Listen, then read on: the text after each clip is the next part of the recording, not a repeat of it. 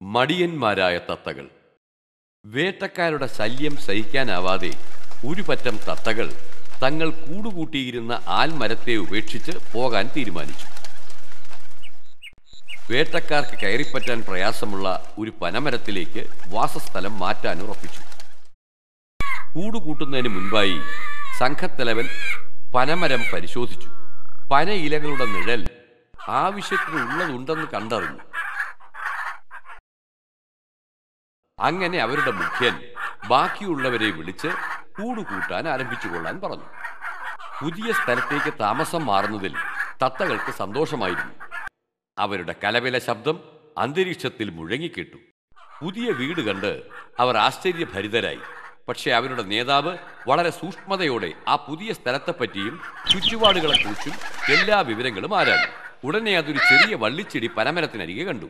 കൂട്ടിൽ വിശ്രമിച്ചു കൊണ്ടിരുന്ന മറ്റെല്ലാ തത്തകളെയും വിളിച്ച്, കൂട്ടുകാരെ, ഇങ്ങോട്ട് നോക്കിയേ, ഇവിടെ ഒരു വള്ളിച്ചെടി വളരുന്നുണ്ട്, നമുക്കിതിനെ പറിച്ചു മാറ്റണം.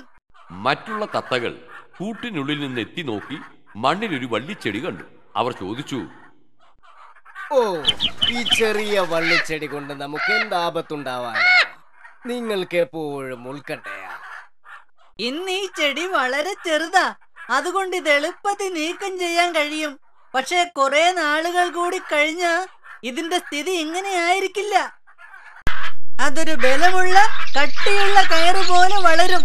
ഇതിനെ ഇപ്പോഴേ നീക്കം ചെയ്തില്ലെങ്കിൽ പിന്നീട് ഇത് വേട്ടക്കാർക്ക് മുകളിലേക്ക് കയറി വരാനുള്ള ഒരു മാർഗമായി മാറും. പിന്നീട് നമുക്ക് തന്നെ ഇതൊരു പ്രശ്നമാകും. കൂട്ടിനുള്ളിൽ കളിച്ച് രസിച്ചിരുന്ന തത്തകൾ ഇതിനു വേണ്ടി താഴേക്കിറങ്ങി വരാൻ തയ്യാറായില്ല.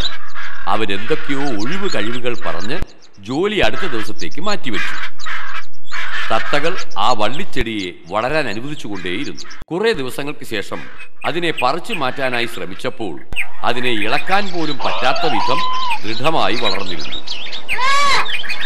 വള്ളിച്ചെടി വളരെ വേഗം ഒരു കട്ടിയുള്ള കയറ് പോലെ വളർന്നു.